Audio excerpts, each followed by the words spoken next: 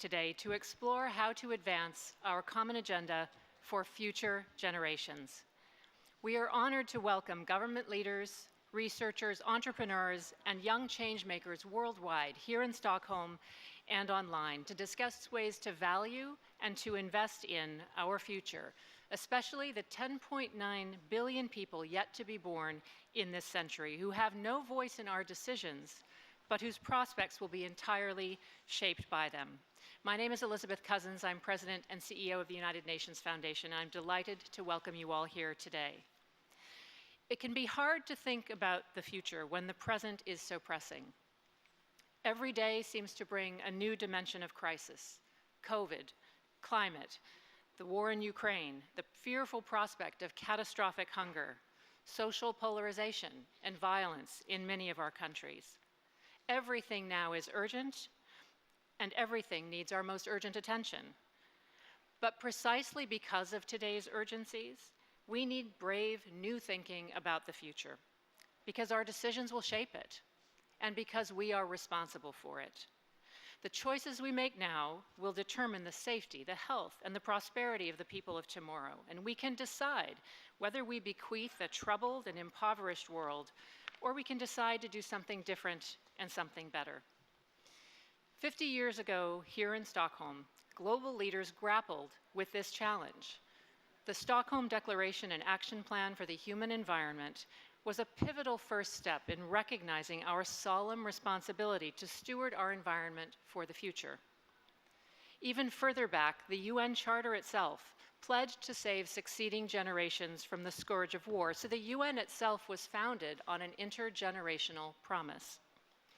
But 50 years on, 77 years on, we struggle to fulfill that promise. We're burning through the natural and institutional inheritance of future generations, and we're trapped in cycles of short-termism, limited imagination, and mistrust. UN Secretary General Antonio Guterres has said we face a stark choice between breakdown or breakthrough, and I think we know that he is right. This is no easy choice, and many forces pull in the opposite direction. But you are all here because you believe it's a choice we can make, and because in all of your work, you are already demonstrating the strategy, the commitment, and the drive required to make it. So let's get straight away to our amazing lineup of speakers and guests today.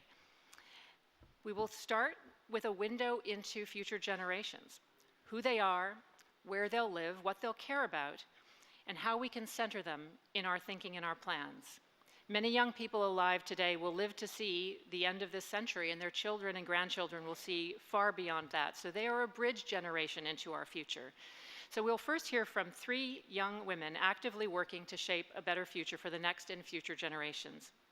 Ms. Aishwarya Machani, a UN Foundation Next Generation Fellow and member of the Stockholm+50 Youth Task Force. Ms. Bianca Goebel from Foundations for Tomorrow, and Ms. Malia Gomes, co-chair of the Indigenous Youth Caucus. Aish, Bianca, and Malia will give us a window into the people of the future and what we can start to do for them today. And they will also introduce a contract for the future and present it for consideration to Stefan Löfven, former Prime Minister of Sweden and co-chair of the Secretary General's High-Level Advisory Board on Effective Multilateralism. So Aish, it's my great pleasure to turn the floor first to you. Excellencies, distinguished guests, it's an honor to be with you here today to talk about how to advance a common agenda for future generations. I was born on the 20th of October, 1998. As a child growing up in the first 2 decades of the 21st century, I have been lucky enough to be part of the most educated generation in history, and I have benefited from decades of innovation in technology and communications. However, I have also grown up amidst one of the worst economic crises the world has seen, and I am now facing an uncertain future, one that will be ravaged by the effects of climate change and biodiversity loss. I know, therefore, in the same way that my future was shaped by the people who came before me, that the fate of future generations is in my hands. So who are these future generations?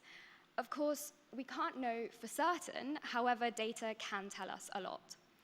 The first thing to note is that they are a majority. 10.9 billion people are projected to be born between today and the end of this century. That's many more people than are alive today. The second thing to note is that the future is unevenly distributed. Some countries are living majority, birth rates in these countries are declining, and the number of people alive today is greater than the number of people who will be born by the end of this century. Others are future majority, where the reverse is true, and you can see on this graph that the number of future majority countries outweighs the number of living majority countries. And the third thing to note is that the places where future generations are set to be born are places which currently suffer from entrenched global inequalities.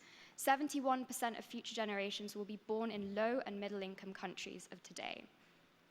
Of course, we cannot know what future generations want. However, science and conversations with those with the greatest stake in the future can help us begin to plan. The data we have here, for example, shows us that we must make it a priority to start addressing global inequality and the persisting effects of colonization. And young people around the world are rallying to tell us what more needs to be done. At the very least, we should leave the people of the future a healthy planet. So whilst we are uncertain, this shouldn't prevent us from acting for future generations. And some people are already doing so. Allow me to hand over to Bianca. She and her colleague Taylor have been working with the Office of the Future Generations Commissioner for Wales and the Unlock the Future Coalition to design a Future Generations Leadership Accelerator to educate and empower young people to be champions for the future. Thank you. So the first cohort that went through the Future Generations Leadership Accelerator participated in 4 weeks of online learning coupled with interactive live sessions. And we had an enormous response. More than 350 young people from around the world registered and 170 actively contributed insights that have been collated into this contract for our future being presented today. And the youth that responded were diverse. More than 42 countries were represented, and the majority of respondents were from the Global South, which we've just heard are representative of where those yet to be born to the end of this century will come from. So, the insights that we collected focused on 4 areas. Understanding. Young people understand the imperative to act in a way that protects future generations. An emerging leader from Nigeria said, "The universalism of human rights transcends time. Equity must be intergenerational." They also have a vision for a better, more equitable future. An emerging leader from the UK said, "The generations currently alive have an unprecedented opportunity to either sustain life for future generations or destroy it." They also have a commitment to work towards this better future together. A young leader from the United States said, "Humanity is one long line of ancestry that must learn to take care of one generation after another in order for us to thrive and for our planet to thrive." And last but not least, these young leaders put a call out for action to leaders like the ones sitting in this room today, to help protect future generations. An emerging leader from India said, "I believe the future is an extension of the present. Our responsibilities to future generations are similar to our responsibilities to ourselves and to other people living today." And this is not a new concept by any means. Our First Nations people around the world have long nurtured wisdom around protecting future generations. Aloha mai kako. Deep love and gratitude to you all, especially to this land that we are on and to the indigenous peoples of this land and to everyone here today. O wau no o Makanalani Malia Gomes, he kanaka maoli no. I am Makanalani Gomes. I am Native Hawaiian and one of 3 newly elected co-chairs of the Global Indigenous Youth Caucus. I stand beside other youth and young folks in our ask for the protection of future generations.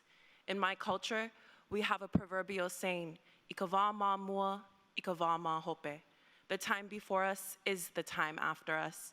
In our knowledge system, we understand generational time is cyclical, meaning that we cannot imagine our future without understanding all that the past has to offer. As an Indigenous woman, I stand before you carrying the future generations. I carry my daughters and therefore my great-granddaughters. Our babies are here. They deserve to take up their privileged responsibility to care for our first mother, Earth Mother, and to give a voice to the autonomy of the ancestral elements above all else. Let us listen to the stories and the truths of our past so future generations can manifest into the ancestral dreams of both our ancestors and our descendants. Mahalo nui ya o kopa kahia pau. Many thanks and blessings. Thank you so much, Bianca and Makanalani. Drawing on the energy and the spirit of young people like Bianca and Makanalani, we have put together a contract for our future, outlining what we as young people are committed to do for the future, but also what we will need leaders to help us with. Leaders, as Bianca said, the type of leaders who are sitting in this room. Today, we would like to present this contract to one of the co-chairs of the Secretary General's High-Level Advisory Board on Global Public Goods, who are already working to suggest how the international community can better understand and act for the future. So Prime Minister Louvain, we'll hope you will help us as we strengthen intergenerational solidarity between generations past and present and future.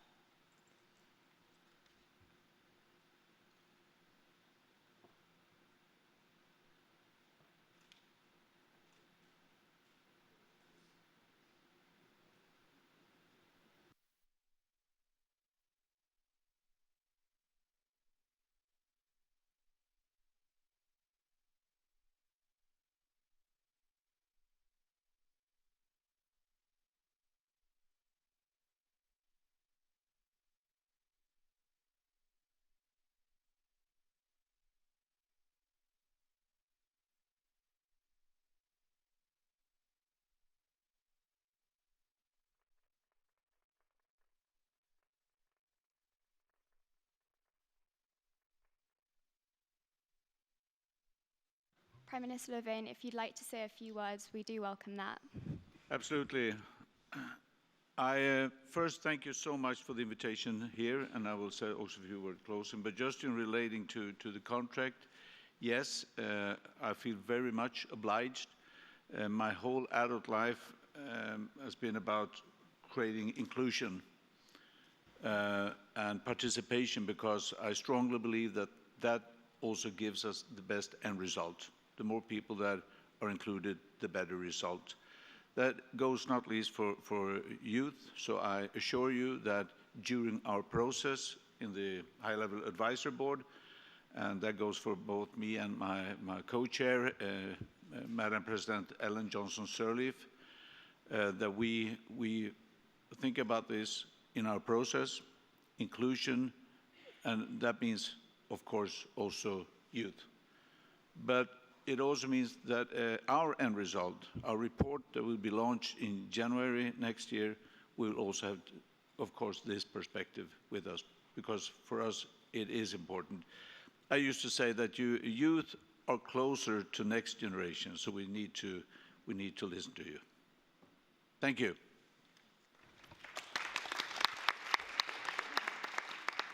Thank you so much, Prime Minister. For those of you that have a printed copy, you can read the contract now. Otherwise, we'll be uploading it online, and we can make sure you have access to it.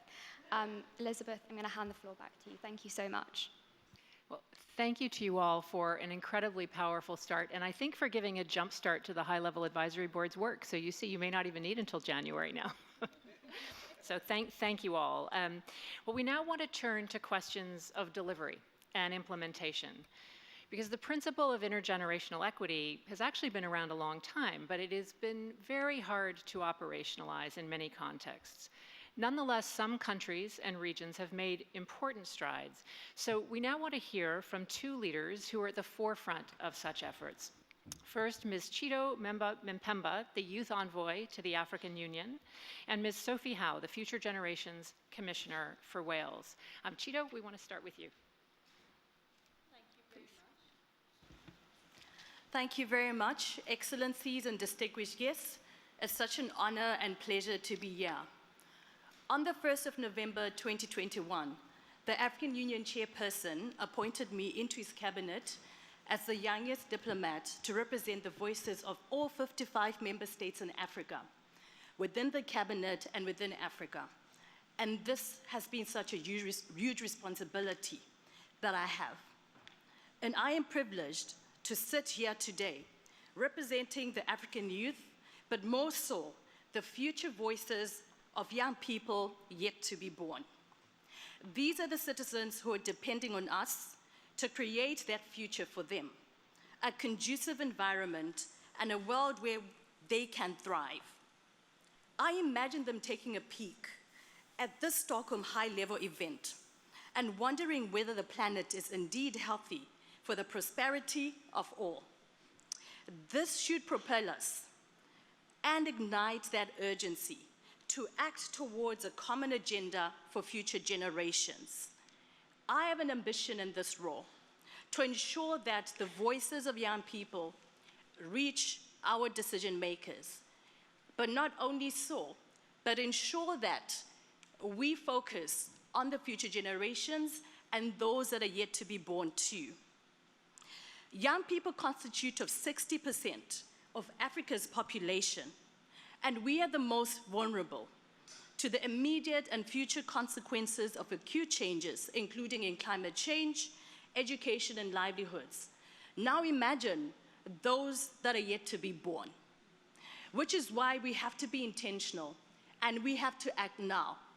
And this will involve political commitments to ensure that when they sit on the table and deliberate, we are included as young people, but also those that are yet to be born too.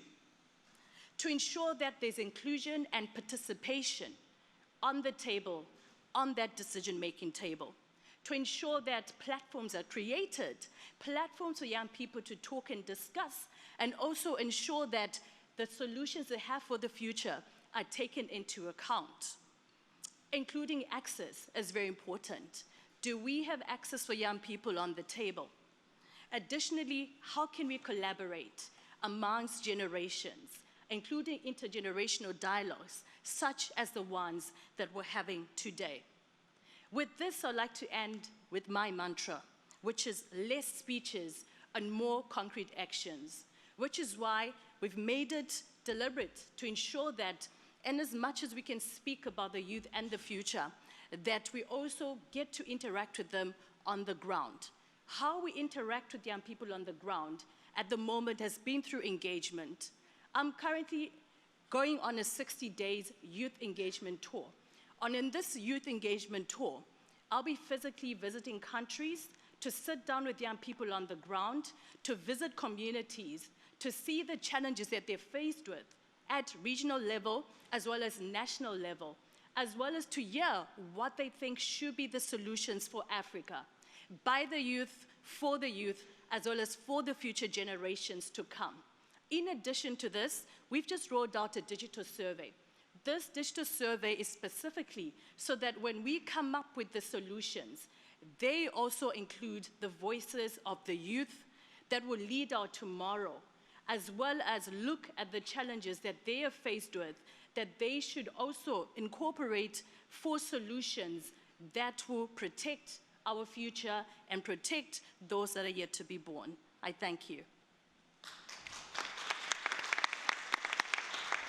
Thank you, Chito. Sophie, I want to turn next to you. You've been in your role since about 2016, and so you've worked very hard to operationalize this principle of intergenerational equity. Tell us a bit about lessons that you've learned. Well, as global leaders, we cannot possibly claim to be interested in and listening to the voices of younger generations unless we are willing to reform our systems of governance to embed in every aspect of our decision-making, futures thinking.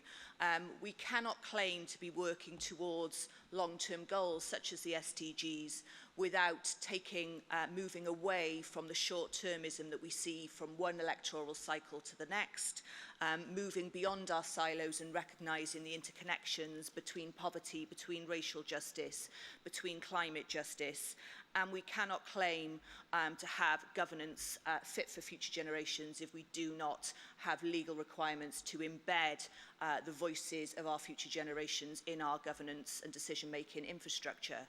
But it takes a brave government and it takes brave leadership to require that to happen, and I'm particularly pleased with the Secretary-General's proposals in our common purpose agenda to promote future generations thinking, a declaration on future generations and a special envoy for future generations to reform the way in which the UN itself and member countries think about acting in the interests of future generations.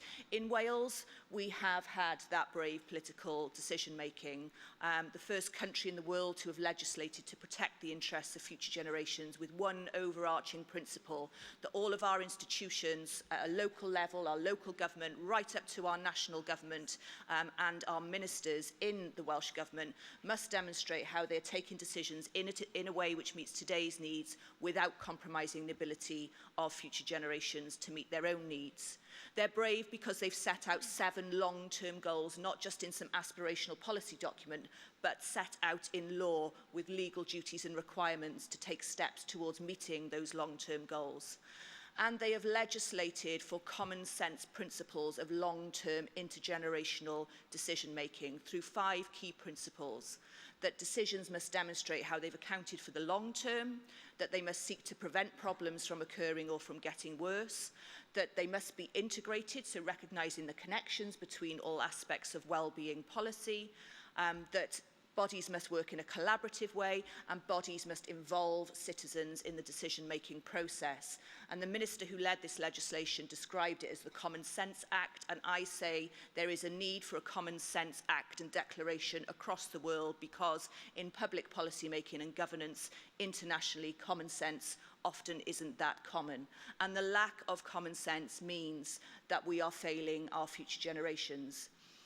There is one final area where our government has been braved, not just applying this legislation to themselves and then marking their own homework, but appointing an independent commissioner, that's myself, to hold them to account, to be the future, the conscience of future generations, to act as the guardian of the interests of the future generations of Wales, those yet to be born, those who don't have a voice. And that's why I'm particularly pleased to be working with our younger generations who are closer to the thinking that needs to be embedded in current governance infrastructure and current decision-making. I believe that every country in the world owes a commitment to our future generations, the 10.9 billion people yet to be born in this century alone. And if we look 50,000 years to the future, 6.75 trillion people yet to be born. And the decisions that we take today, specifically and particularly on addressing inequity, on addressing the climate crisis, on addressing the biodiversity crisis, will fundamentally determine the lives that those future generations lead or don't lead. That's why we require very brave decision-making now. That's why we require every country in the world to be legislating to protect the interests of future generations. Thank you.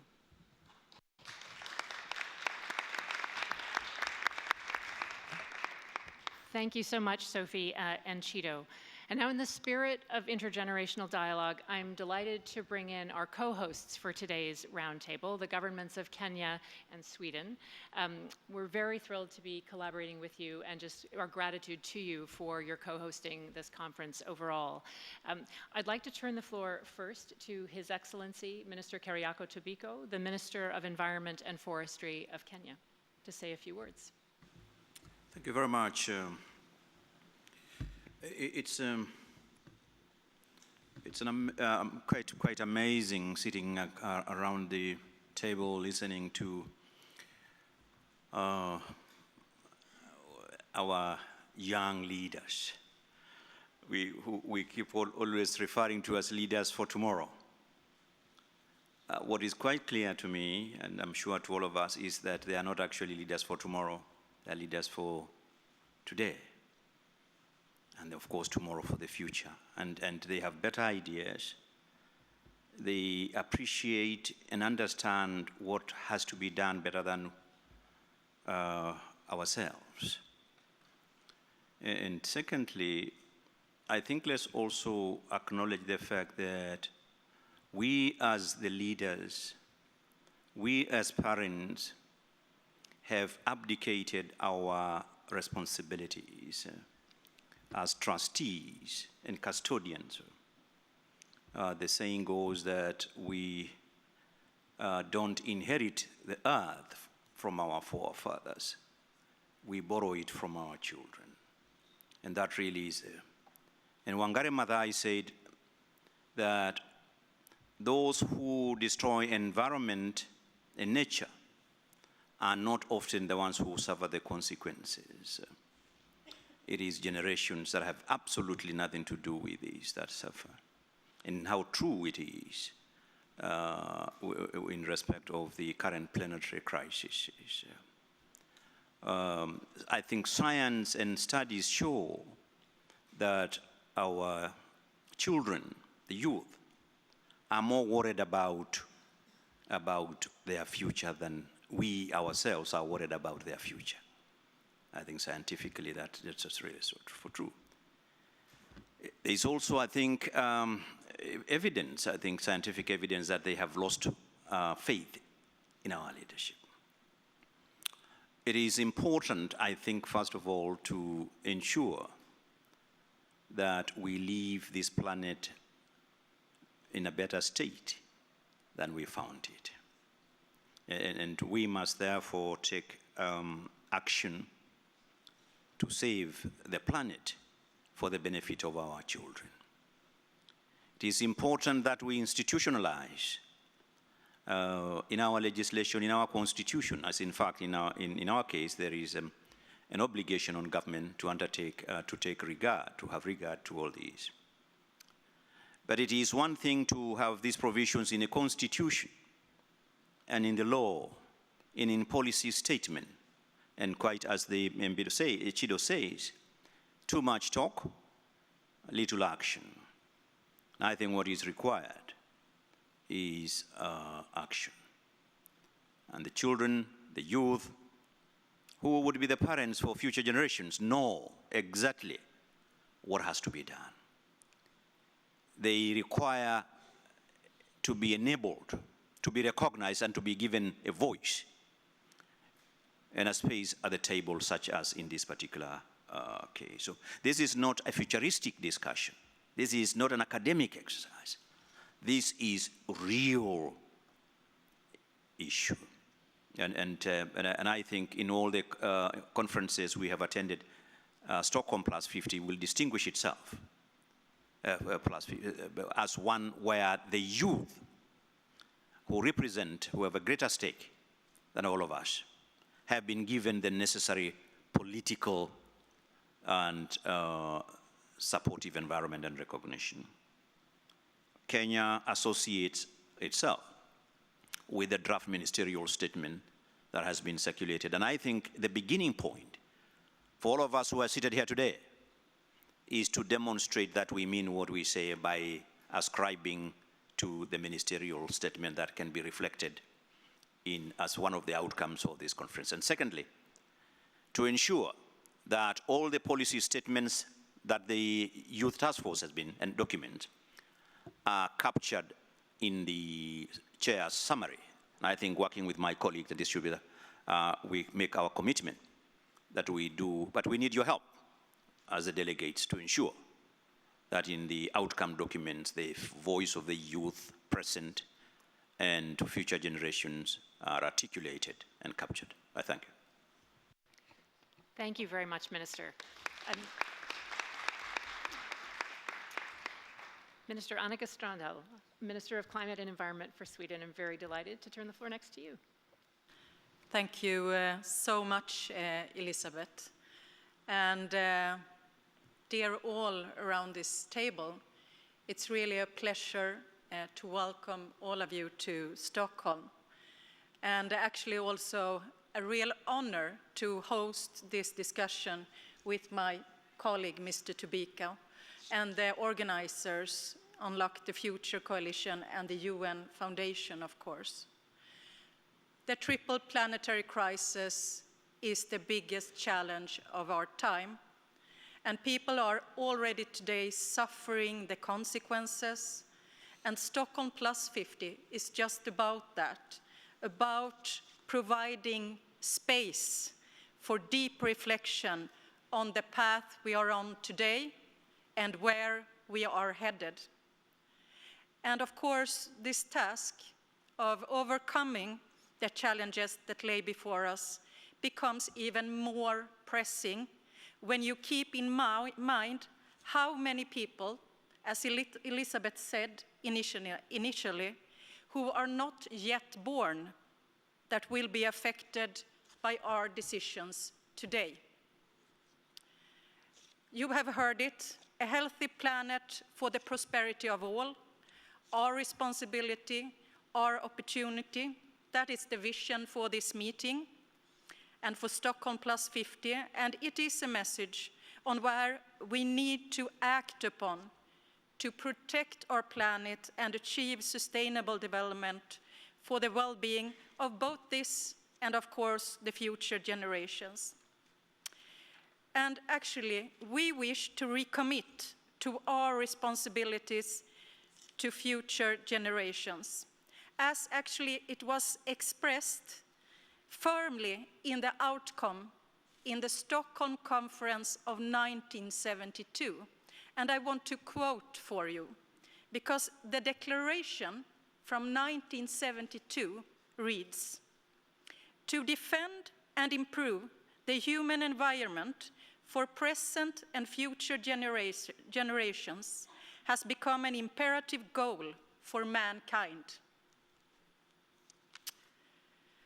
Indeed, the imperative goal must also be to create better conditions and opportunities for those who come after us by ensuring sustainable societies, investing in new green jobs, education, and robust welfare systems. Young people of today, they push us forward, they demand action, and they dare to speak the truth to power. And we must acknowledge their leadership and act on their demands. Listen to science, accelerate the transition, and ensure that our lives are not lived at the expense of the future generations. During the Stockholm+50 preparations, meaningful youth participation has been a key for us in all aspects, both in planning, delivery, and what we also hope will be a strong legacy from this conference. We have really strived to ensure that youth are both in front and center of Stockholm+50. The Youth Task Force that was, as you know, formed in Glasgow, their policy paper stresses, amongst many things, the importance of establishing and strengthening the representation of future generations. I am also therefore very proud to be able to deliver on one of these recommendations from the Youth Task Force by today also present for you a joint ministerial statement on a common agenda for future generations. Today, we are launching this statement, and I would really, I look around the table here, also encourage as many as possible of you to sign it. So at the end of this meeting tomorrow, we can communicate a strong signal of support to both present and future generations. We have already, and I think it's worth mentioning, so far, and we actually put it on the table just recently, received support by the honorable ministers of Albania, Bangladesh, Dominican Republic, Fiji, Namibia, Maldives, Norway, Liberia, Zambia, Kenya, Sweden, of course, and I just received a note from my friends behind that also said that Costa Rica can be added to the list. So that's great. The statement sets out to preserve the needs and interests of future generations, promote meaningful participation of young people, safeguard life on Earth, and increase our efforts to implement the 2030 Agenda. And fourth, and help forge the new global consensus on what our future should look like. I look forward to working with all of you to ensure that future generations can live full and healthy lives underpinned by the dignity and rights as this statement sets out. In order to succeed, we must also look upon the decisions we take today through the eyes and harsh lenses of the future generations, and allow our actions to be guided by intergenerational equity. As you know, and a few of you also have mentioned, our Common Agenda report, launched last year by the Secretary General, also gives us an opportunity to reinvigorate and further strengthen the United Nations, and we need to push forward to deliver on the good ideas and proposals in this report, of which strengthened focus of future generation is one.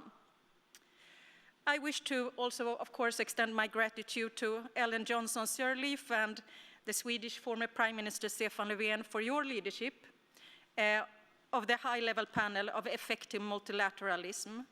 I much look forward to your report that will be presented next year, and I hope this conversation also will help you push your agenda forward.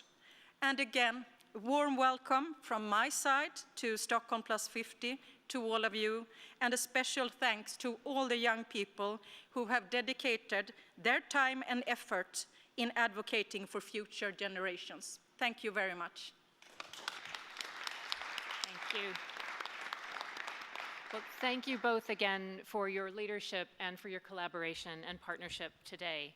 Well, I want to now bring in some of our other voices from our roundtable, turning next to Jayathma Wickramanayake, the Special Envoy on Youth for the UN Secretary General. Jayathma, you've been in this role for now a number of years, so you have a great perspective on these issues. Tell us about what you see are the biggest challenges going forward and what we need to do about them. Well, thank you very much, Elizabeth.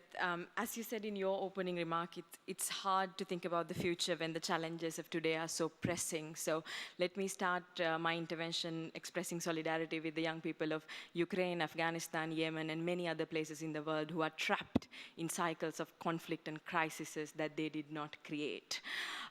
So with that, my first point is to recognize that today's young people are the most affected by all our actions or inactions of today and of the past. Not only today's young people are disproportionately affected by the multifaceted and compounding challenges we are experiencing, like COVID-19, the climate crisis, growing inequalities, conflicts, and much more. Today's young people will also, as was said many times in this panel, will inherit the consequences of the decisions today along with future generations. So despite this undeniable reality, young people are more often than not sidelined or deliberately excluded from decision-making processes at global, regional, and national and local levels. For instance, while almost half of the world's population is under the age of 30, only 2.6% of the world's parliamentarians are under the age of 30, and an average age of a world leader right now is 62 years. Recently, we've seen that decision makers, particularly political leaders, have become more and more comfortable recognizing young people's role as agents of change, which is an important achievement, but this recognition is still not translated into concrete commitments, concrete actions, and dedicated resources. So we must engage young people in a meaningful, diverse, and effective manner as full-fledged partners, and not only as beneficiaries in every step of the way, if we are to make policies and decisions that are future-proof. They must also be meaningfully engaged not only on youth-related issues or issues that adults think are relevant to young people. They should be engaged in all matters that are affecting people's lives, from the planet to human rights to peace and security to development. We cannot address or mainstream the rights and interests of future generations if we do not acknowledge and safeguard the rights of the young people who live in this world today. So we must protect what we value, and that is my second point. It is that we must ensure that while we call for young people to speak up and hold their governments accountable and advocate for future generations, are we creating safe spaces for them to exercise their rights? Young people, particularly the ones who are most marginalized and vulnerable, including young women and girls, young refugees, migrants, LGBTIQ young people, indigenous young people with disabilities, and more, are at the front of the fight towards a more just and sustainable future. But over the past months and years, it's been particularly concerning to witness an increasing repression of youth and youth voices who are peacefully exercising their right to raise their voices, to hold decision makers accountable for the actions that are threatening their and their future livelihoods. And an increasing number of cases, young people are being exposed to brutality, repression, and violence simply because of their age and simply because they're speaking up. The COVID-19 pandemic has exacerbated this issue of shrinking civic space that often affect youth disproportionately, and it's imperative that we invest, strengthen, and finance young people's networks and self-organization to ensure that they can respond to threats against their safety. So if they are to advocate a better future for themselves and for future generations, protecting their human rights and participation in civic spaces today should be a precondition. Lastly, we need to make sure that we put our money where our mouth is and that our investments are bold, future-proof, and evidence-based. Business as usual, as my colleague Chido said, is not enough anymore. Continuously spending millions to meetings to discuss international and multi-stakeholder commitments to secure a better future for all the while also funding and subsidizing fossil fuel industries on the side, should not be happening. As we rebuild from COVID-19 and look to address the stark inequalities that this pandemic has exacerbated, we have a unique opportunity to rebuild a greener, resilient, and a sustainable future. And I hope that all of us recognize this opportunity within this challenge and work towards the realization of those goals. We need investments in global public goods, like education, a healthy planet, global health, information, peace, and many more. Investments must target a positive transformational change at a systems level towards a new status quo, which young people have been calling for years. The many challenges that we are experiencing today are the reason of short-term thinking and short-term decision-making. So now is the time to move from short-termism to long-termism, towards a world where the interests and needs of younger and future generations are valued over short-term profit. And I look forward to working with you on that. Thank you. Thank you, Jayatma. You are always bracingly clear and also an incredible champion for common sense. Thank you. I want to turn next to a couple of our distinguished delegates in the room. Turning first to the distinguished Foreign Minister of Bangladesh. It's very good to see you again, sir. Thank you very much. Excellencies, young visionaries and leaders, it is an inspiring experience to be part of this roundtable.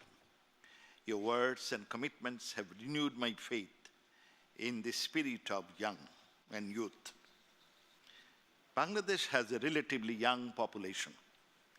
74% of population is young, and 50% are below the age of 25 years. Our Prime Minister Sheikh Hasina keeps reminding us that we must sacrifice our present for our future generations. Every single day, our young men and women are emerging onto the national scene.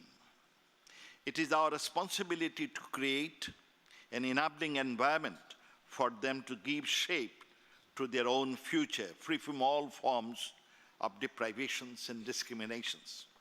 It is our responsibility to provide them hopes, opportunity, and dreams by saving this planet Earth.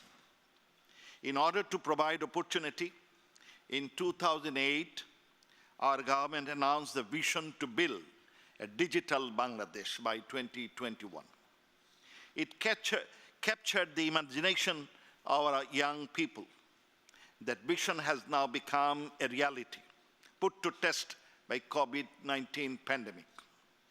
With our youth in the lead, we are now aiming to build a smart Bangladesh. Nearly 650,000 young men and women have registered as freelance IT experts, and our income from IT sector is over 1.5 billion now, hoping to reach more than 5 billion by 2025. Most of it is being done by the innovativeness of the young people.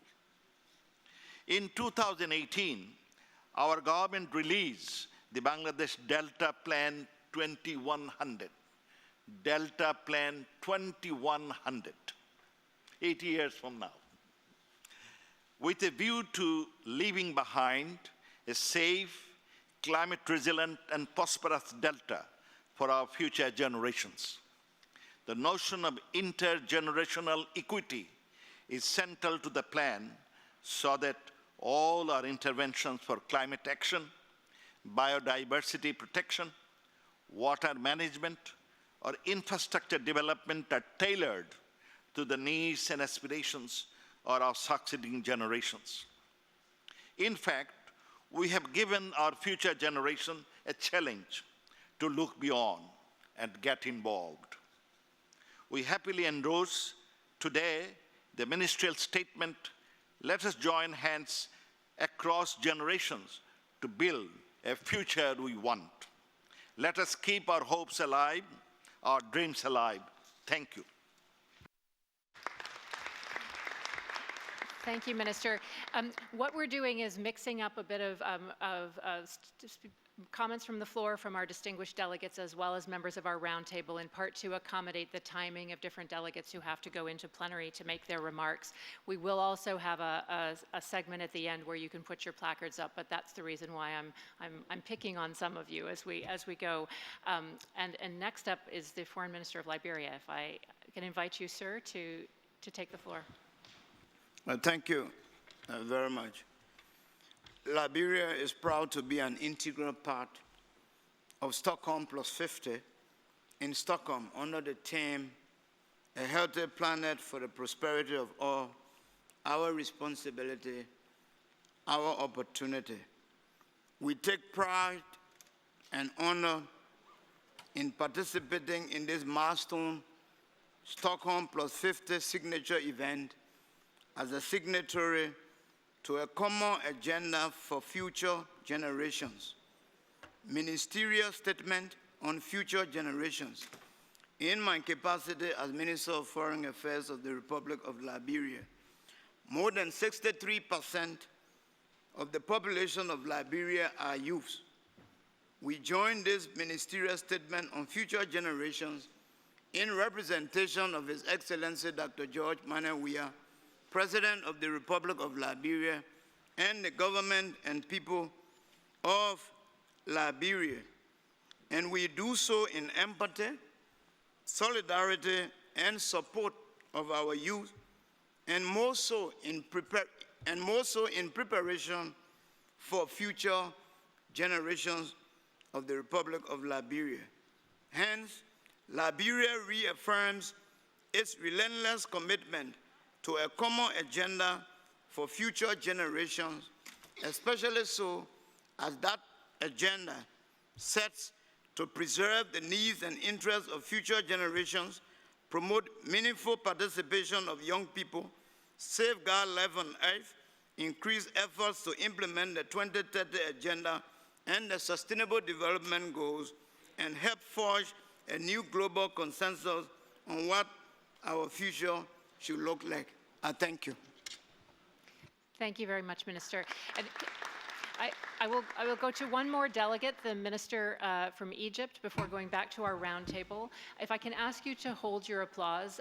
We want to applaud everyone, but we'll chew into our time a little bit, and we want to make sure we hear from as many as possible, please. Thank you very much. Thank you, Chair, Excellencies, fellow ministers, and participants to this roundtable. At the outset, I would like to commend and thanks to my sister from Stockholm for organizing that event. It's really a historical moment here, Stockholm+50, but this Stockholm+50 this year is different. It's different not only because we're gathered here after 50 years of effort and looking at what has been achieved and taking stock of that and really looking on the future. It's different because the voices of the young people and the youth is an integral part of that, having a document that shows these are their needs and how they would like to shape their future. So we're moving from words into actions, into real packaging of what they would like to see. A common agenda for the future generations would simply mean that we collectively need to push that agenda forward, quickly, actionable, but much more important, where everyone would have a role and a responsibility and an opportunity to be seen in that. And that's not an easy task. And from that perspective, we see that the youth, as part of that process of Stockholm+50, moving onward to COP27, which is a COP for implementation, would have those not only messages, but solutions to be brought to the table. Let us not only push the agenda by having everyone around the table, but having the solutions that could be replicated and upscale. And that's because if we need to meet the urgency, we need to have those of the how, and that could be done. Finally, a COP27, not only for implementation, but an inclusive one. An inclusive that looks at the needs of the human beings, because that's where we all live. We share the same planet, but there are common needs that are very obvious, which is the basic needs of the food, the water, the shelter, and the energy. How we're bringing all those together to speed up the process for our future generations. Looking forward to seeing you all at COP27, where we together with the future generations, the young men and ladies, and even children, can prove to ourselves and also to who is coming after that, that we can do it, and we are up to that fight, and we will succeed, because there's only a one and only planet Earth. Thank you very much. Thank you. Thank you very much. I now want to turn to three of our roundtable participants who all have powerful experience of taking intergenerational action in their respective countries. Tamaisha Eitel, who is the director of Future Barbados, Mohammed Ali Azayez, who is the president of the Jasmine Foundation, and Eduardo Cavalieri, who is the former Secretary of the Environment for Rio de Janeiro. And Tamaisha, can I turn first to you? Thank you, everyone gathered here, everyone online, and those who will watch this in the future. My name is Tamaisha Eitel, and I am the director of Future Barbados. We are dubbed a moonshot factory, which is a hybrid think tank and accelerator out of the Prime Minister's office in Barbados. We have been fortunate to have a leader and be supported by a leader who firmly believes that sustainable development of a country is through its people, and particularly its young people. During our first phase, dubbed Project Catapult, we assembled a team of doers, thinkers, and dreamers under the age of 35 to come together to help create and find solutions to some of our country's biggest challenges. What has this investment actually looked like? It has three parts. We have been given resources, access, and trust.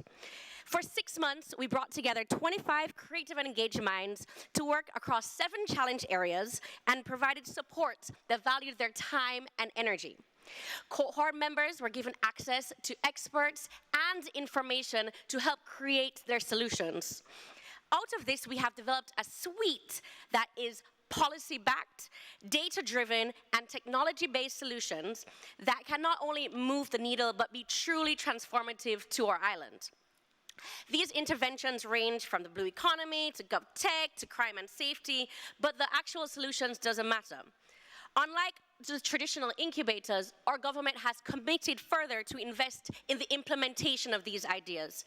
As we move into our next phase, dubbed Flight, the government will pair the solutions with respective ministries and stakeholders to fast-track the transformation and implement these solutions.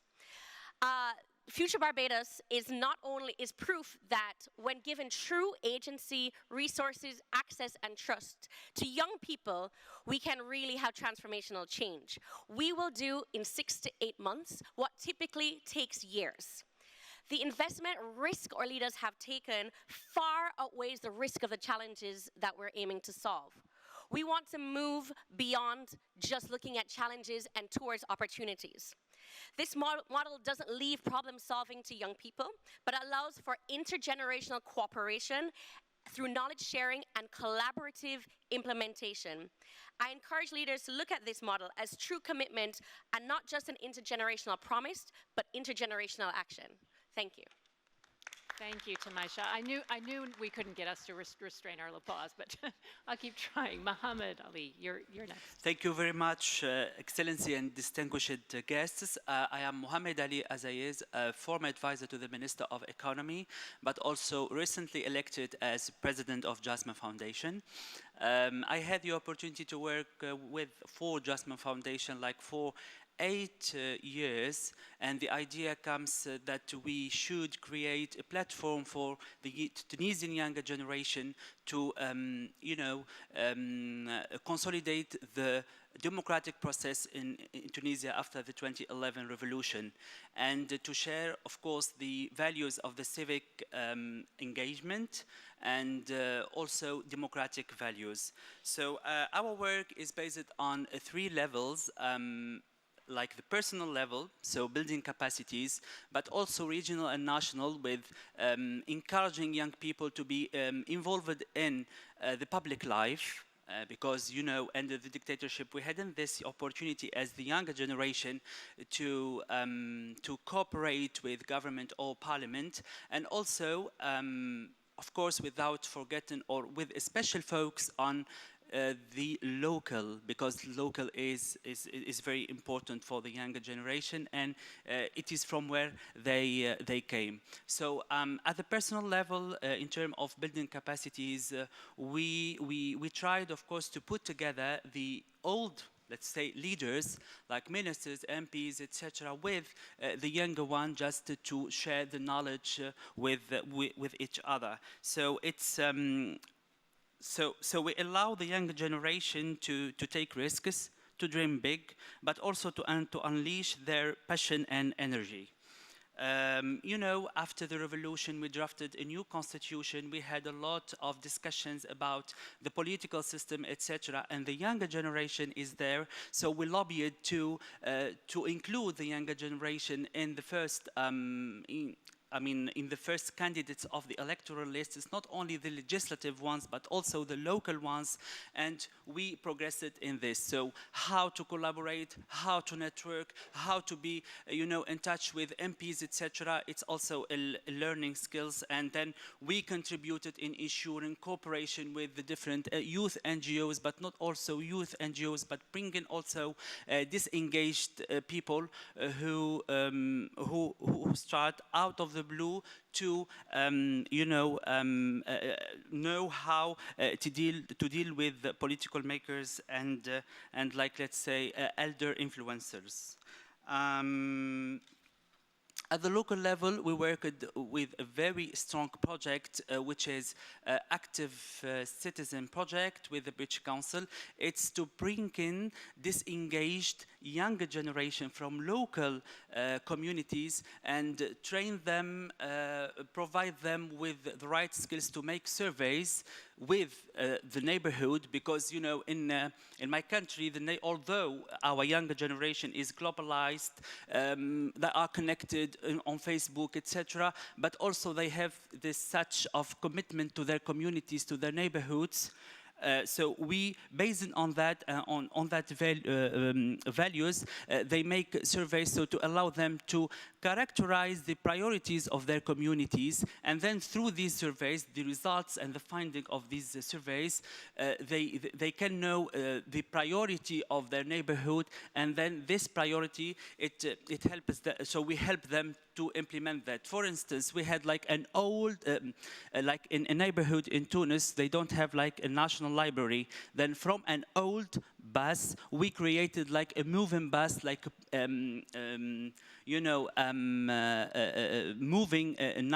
moving library for the community, which helps like the whole neighborhood to have this library that they dreamed to have. So, and for this process, in the implementation, in the planning, in the designers, all the younger generation and the elder generation were together. I mean, from the neighborhood and the local communities to, achieve their common goals. So our work, I mean, in its heart is to put together not only the younger generation, but ensure a real dialogue between the elder generation and the younger generation for a common future. I wanted, Jack, in my speech to talk about that because it's very important to see practical tools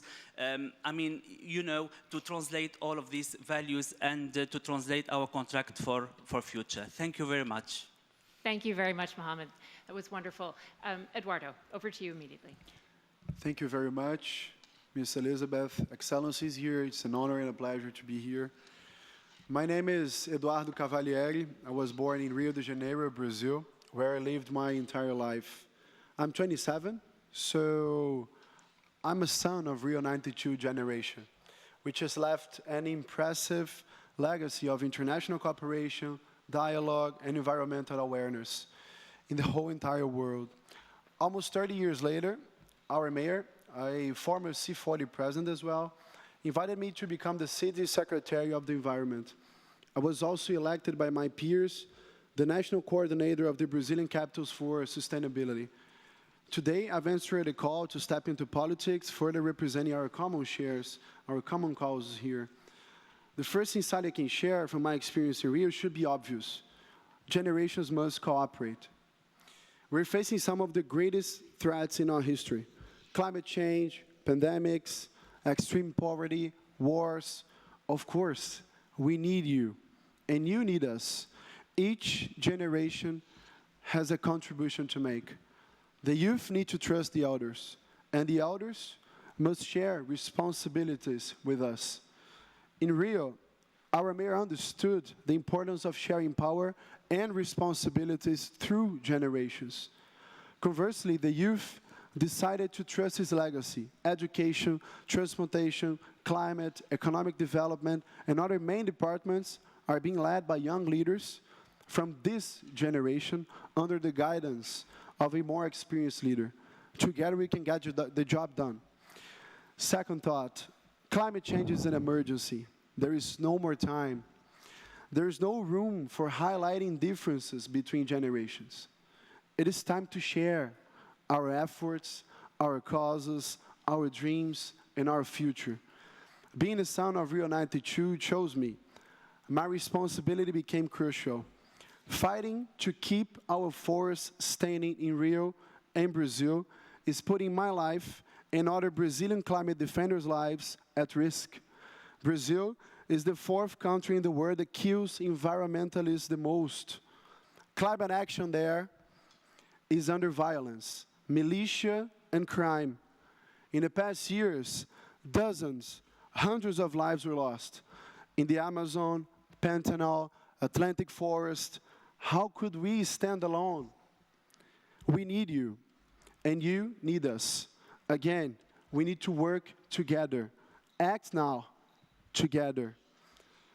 Finally, my country has a tradition of appreciating dialogue and cooperation. My city is globally praised for welcoming different people. Our country has profound social divides and development issues. That's true. However, such challenges cannot hide the extraordinary nation Brazil is. This October, Rio invites all generations sailing from cities around the world to discuss their legacies and shared responsibilities towards the future. Come to Rio, come to Brazil, come to Rio Plus Study. We, the Global South, we need you. We are waiting for you there. Thank you all. Thank you, Eduardo, and thank you, all of you, for everything that you're doing in your lives and sharing those experiences with us. I want to turn now to Licia Noronha, who is a senior UN leader, and I wonder if you can reflect on what you've heard and just how you see these issues. Licia. Thank you so much, Elizabeth, and thank you for inviting UNEP to this table. You know, it's really interesting that the focus here is on intergenerational responsibility and intergenerational equity, because this is written into the DNA of UNEP. UNEP was born out of 1972, and this is exactly what we have been concerned with from the beginning, although we perhaps haven't spoken about it. But as you see, most of the work of UNEP is taking the long view, and that's what the youth take, the long view. And therefore, the interests and the duties to the future and the concerns of youth are very much aligned with the concerns of UNEP. And that is exactly where UNEP has been locating its work. Take, for example, this whole concern with the health of the planet. And we heard the reference to global public goods. And all of the global public goods that you mentioned, Jatma, are actually interconnected and very much part of what UNEP's doing, because we look at the ecosystem goods and services, which are global public goods, and we work towards increasing, protecting, and enhancing the supply of these global public goods. How do we do that? We do that by looking at the demand side of things, looking at the pressures that are on these global public goods. And the focus is therefore on decarbonizing, decoupling or dematerializing, whichever you prefer to use, detoxifying, but also ecosystem restoration. All of these are absolute pressures on the global public goods that we talk of in terms of ecosystem goods and services. And therefore, it becomes really important that we work to enhance this, and that UNEP has more tools and more resources to be able to do this in a more systematic way. But going forward, let me focus on 4 things that are really important, reflecting also on what we've just heard. That stressing the interdependence between human rights and the environment is absolutely crucial, which is why you've been hearing again and again UNEP's leadership, Inga Anderson, speaking to the human rights, to the human right to a clean and healthy environment as being so important and becoming universal, because that will also in many ways help protect the concerns and the issues that were just brought up by a colleague from Brazil. So focusing on rights are central to this discussion. The second very important aspect of us moving forward is looking at mainstreaming the One Health approach. COVID has made it incredibly clear that we need to look at the interconnections between ecosystem, human health, and the health of animals. And this is something that UNEP has been focusing on, but not sufficiently, but we're now focusing on it very closely with FAO and others of the tripartite. Thirdly, bringing in the voices of youth and others. Look, UNEP's been working with the youth for a very long time. For the reasons I've just said, it's written into our DNA. But we're now working towards making it much more central to our work, bringing in very clearly the voices of youth into our governing councils, the UNEA, but also into the Environmental Management Group, which is the United Nations Environmental Management Coordination Body, and we've also now engaging, and Jatma is part of that at the senior officials level. So we have already started getting not started, but we have been involved with engaging youth. But now we also want to bring in, apart from the science and basing policy on science, bringing in alternative voices, indigenous peoples into our thinking, because it's very evident and clear that there are lots of solutions out there that in the context of a planet that is so constrained and so affected, and that will affect our development opportunities, that we look at solutions which are other solutions. And finally, I know your light's on, I'm going to stop in a minute. Finally, looking at the GDP and going beyond GDP, because unless we look at economic systems, we will not be able to look after the environment. And the biggest signal is the GDP, so we need to go beyond GDP. Thank you, Elizabeth. Thank you very much, Lijian, and thank you all. I know the time is criminally short for all of this conversation. I want to turn finally to 2 youth organizers who are with us today. Nora Baruba, President of the National Council of Swedish Youth Organizations, followed by Angela Zhang, who's a leader from Girl Up. Nora, please. Thank you. We sit here today 50 years after the first Stockholm conference, a meeting that set ambitious visions for the world's environmental work. And since then, we've seen deteriorated ecosystems and rapid ecological and environmental decline. This is not a 50-year celebration. It's a mark, it's a reminder of the intergenerational betrayal that lack of action on and implementation on the environment is. And this meeting has to ensure that the next 50 years will not be the same, that future generations get to be born into a prosperous world. We, organized youth, take it upon ourselves to mobilize for future generations, just as we do for today's children and youth. Not too long ago, when many people in this room were still in power, we young people around this table were the future generations. And being born into a world of cascading crisis, it's maybe not too strange to understand that we don't have too much hope. So we ask you, step up or step aside. Children and young people are engaged. They are organized. They are claiming space. But just as the Youth Envoy said, the space is shrinking. If we are serious about our commitment to future generations, we need to make the next chapter of our civilization one where space is expanding and where children and youth have real, meaningful, substantial power. 4 things will help us achieve this. We need to uproot systems that hinder our progress. Colonialism, inequality, patriarchy, short-termism, militarism, and violence. Our systems limit our progress and they limit our imagination. Secondly, we need to make sure that policy making centers children, youth, and future generations, not just as target groups, but as agents. The key word in this discussion is agency. Children and youth are the best guardians of future generation. Invite them into citizenry, into power, do it meaningfully. Thirdly, we ask you, please use your power. We are standing on the outside looking in, and we can just do so much on the streets and in organizations. We ask you, open the doors, change your own roles from gatekeepers to door openers.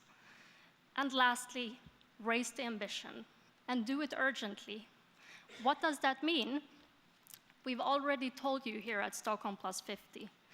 Implement the Global Youth Policy Paper, criminalize ecocide, implement a fossil fuel non-proliferation treaty, and we ask of member states in this room, please take these concerns into heart, take them into your leadership dialogues, and take them into the summary of this event. Thank you. Thank you.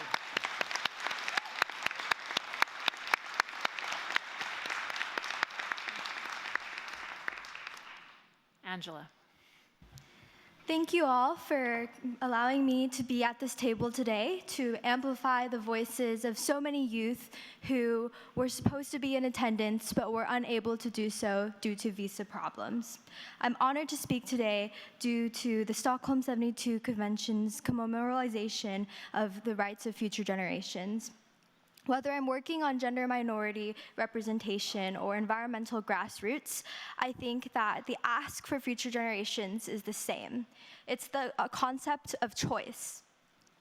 I can sit here today and talk to you about mechanisms for long-termism, such as lawsuits to protect the rights of future generations or a lower discount rate for the social cost of carbon.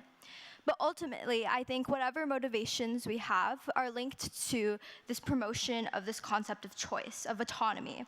Because choice is a privilege that many of us may have, that we have a responsibility to protect. The choice for future generations to consider what sorts of avenues they want to pursue, what sorts of lives they want to live.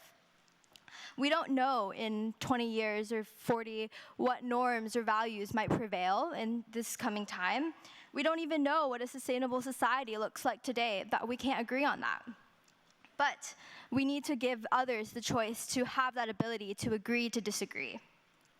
People ask me why I wanted to join the climate movement, but I didn't have a choice to do so. My home was ravaged by Hurricane Harvey and other natural disasters, but I hope that other people in the future do have that choice to decide to go on the streets.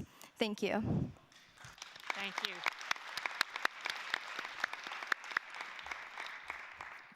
Thank you both, and I want to thank you all for such candor, obviously for such leadership that you've shown, and for the challenge that you very starkly posed to all of us. I want to create an opportunity now for the delegates from member states who've joined us here to have an opportunity to share anything on the floor. We will allow ourselves to run over a bit. I appreciate there are a lot of times to navigate, but we'll go over a bit. I would ask you all to try to keep your reflections short to just a couple of minutes, and if you have a longer statement, please share it with our team, and we'll make sure that that's captured in some way in the documentation of this roundtable. Can I ask you if you can stand up your placard if you wish to speak? I will do my best to see you in the right order. I apologize if I don't, it is just my eyes, but I will do my best. I see the distinguished delegate from Norway on my left. Well, thank you very much, Elizabeth, and thank you, Annika and Kyriakou, for bringing us together. I think this is an excellent panel on maybe the most important reason that we're all here. And I would like to make a few comments from Norway's side. One is, I think, a very practical thing is that we need to bring young people into our delegations in these meetings. So not only meet them as young people, which is also great, but actually have them in our delegation. And Mathilde Angeltveit here is with me as a part of my delegation. She was selected not by me, but by the Norwegian Council of Children and Youth to be their representative. And that is actually very important, that we don't do youth washing, which is exactly as bad as greenwashing, but we actually ask the relevant representative organizations to nominate people whom are seen to represent the people that they are here to represent. So I'm proud to do that, and we will expand that in future meetings, working very much on making that real. Secondly, I think it's important for us boomers to realize that the kids and the young people are actually right. This is one of the large popular movements on the planet which are actually facts-based. Most populist movements are based on alternative facts, but the youth climate movement is based on real facts. And Greta Thunberg puts it very nicely when older people say, why should we listen to a young girl? She said, you shouldn't. You should listen to the science. I'm just repeating what science tells you, and that is absolutely true and an incredibly important point to bring forward. And we also need to recognize that young people who won't change should demand faster action from us, as they do, which I think is absolutely appropriate. They are also good agents of change, because those are the people I know who are most prone and willing to change how we live our lives. There's enough people around on my age who is very resistant to change and actually thinks change is frightening, whereas young people correctly understand that continuity is much more frightening than change. And that's why we need to see this as a movement that is an ally to all of us who want to go not for incremental adaptation, but for fundamental, systemic, transformational transformation. Second last point, Elizabeth, is there's a health issue here, which I think we have to be honest about. There's a lot of anxiety, climate angst among young people for perfectly understandable reasons. And it's not very healthy for our society if a lot of young people, rather than become activists, become passive and disappointed and just leave at least democratic politics. And I will say in my statement later that the most important part of meetings like this is not the eloquence of our words, but the observable deeds that follow.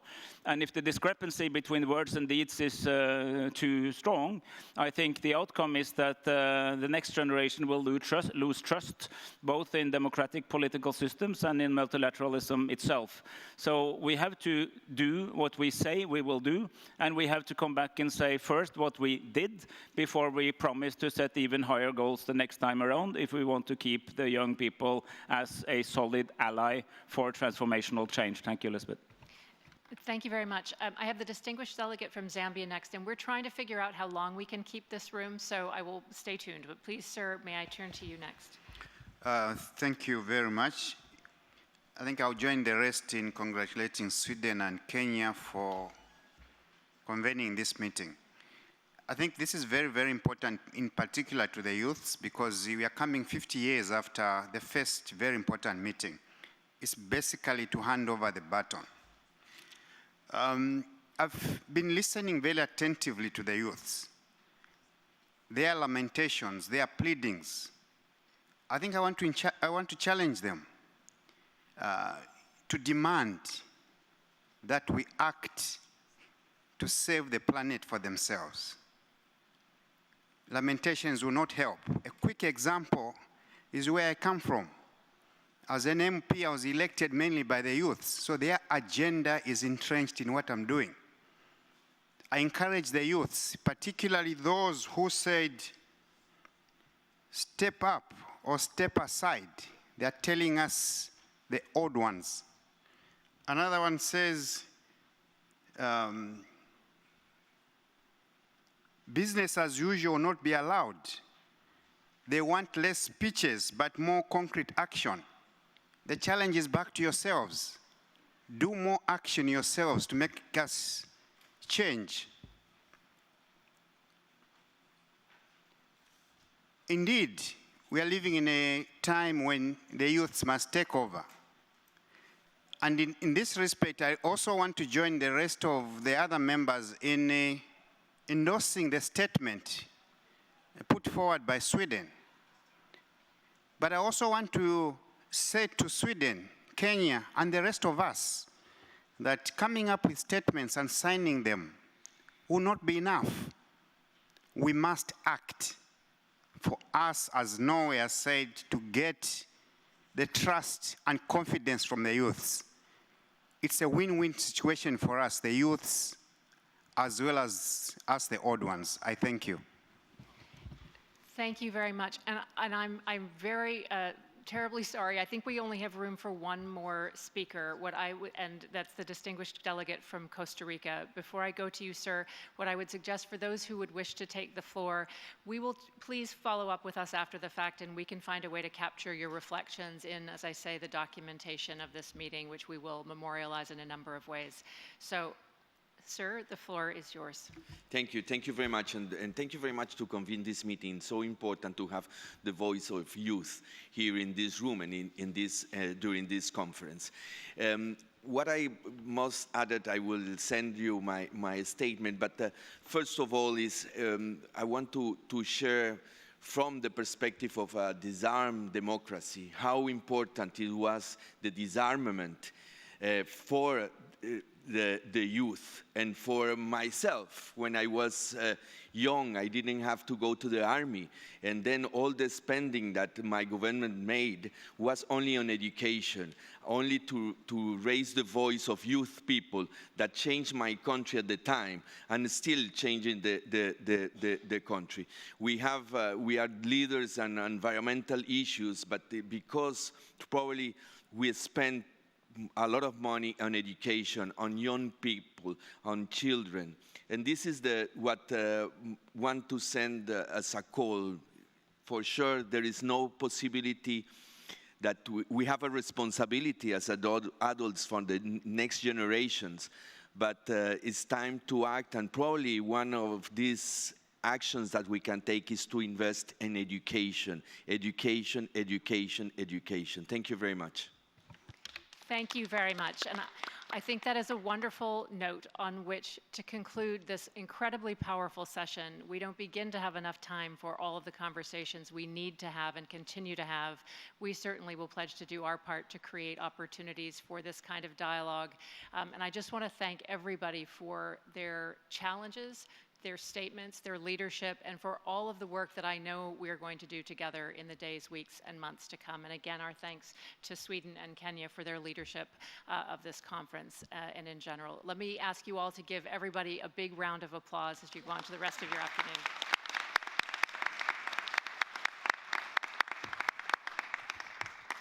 And please come see us if you want to share any statements or reflections that we can find a way to capture going forward. Thank you so much.